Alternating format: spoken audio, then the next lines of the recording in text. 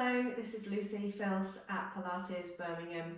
Today we're going to have a look at the Seated Piriformis Figure of 4 stretch. This is a great stretch if you don't have the mobility to come down onto the mat to do the piriformis stretch from the supine position lying down. The piriformis is a good muscle to stretch because it sits over the top of the sciatic nerve. So when it gets tight, it tends to press down on the sciatic nerve, which can cause you sciatic pain running down the back of the leg.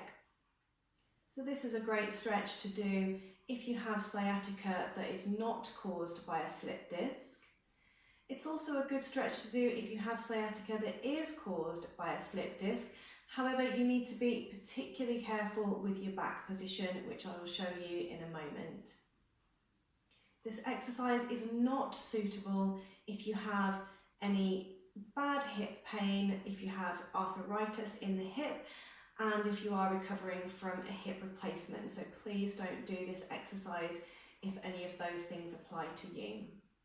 Also, if you are under consultancy from a medical or therapeutic practitioner, please do consult with them before you take on any new exercises. So I'll show you this exercise from this front-facing position first, and then I'll do it from the side so you can particularly have a look at the position in the back. So we'll do it on the right leg. You're going to bring your knee in, you're going to rotate out and bring the foot up. It's good to keep the foot flexed because if the foot is sort of relaxed, you tend to strain the ligaments on the outside of the ankle. So keeping the foot flexed is going to protect those ligaments through into the ankle as well. Keeping that flexion in the foot also works at protecting the knee. So you can work with this stretch in two ways. You'll probably already start to feel it stretching the piriformis just as soon as you bring it up, because it's actually quite strong doing the figure of 4 stretch from this seated position, much stronger than it is from the supine position lying down. If you want to work a little bit more into the adductors in the hip, you can start to push down a little bit on the inner thigh, and you'll also feel that increasing the stretch as well into the piriformis. Don't put any pressure on your actual knee joint. Push down on the fleshy part of your inner thigh. So this is like stage 1 of the exercise. You can hold it for about 30 seconds. When you move into stage 2, you don't have to push down on this leg anymore, so you can just rest the hand forward.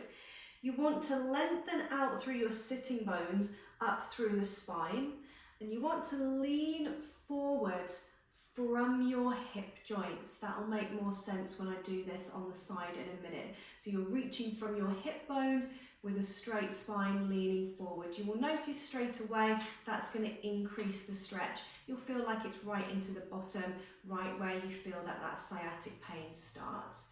So you're just leaning forwards into it. Notice that the head is upright, the chin is parallel to the floor. We're not sort of rounding the back as we come forward. Shoulders are back and down, and you're looking forwards. And again, you can hold that for 30 seconds.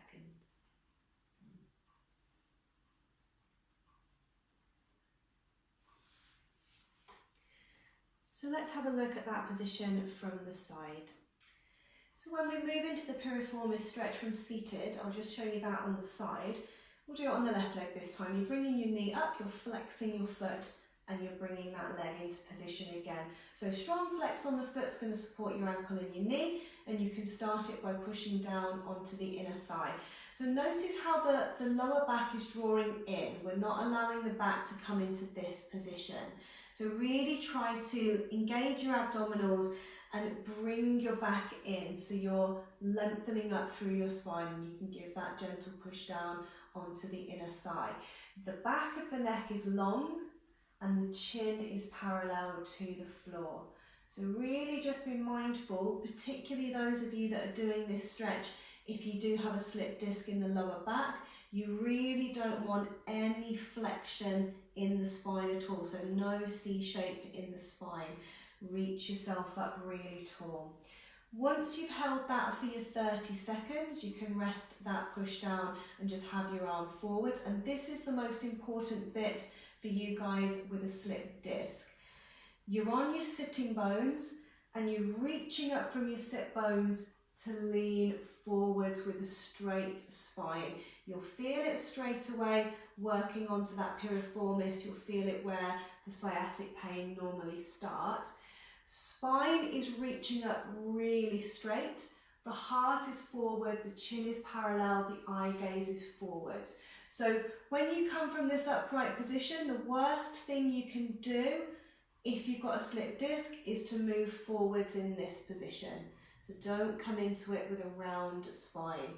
You might find you might not be able to lean forwards with a straight back, and that's fine. You'll just do the stretch in this position until you've got the strength and the flexibility to move forwards. So only do that hinging forwards from the hip if you've got a straight spine. And then you're just easing out, and again you can hold that for your 30 seconds. So if you enjoyed the content on this video, please have a look at my channel. There are more exercises to help you recover from lower back pain. And please subscribe, like and share the videos if you found them useful as well. Thank you so much for watching.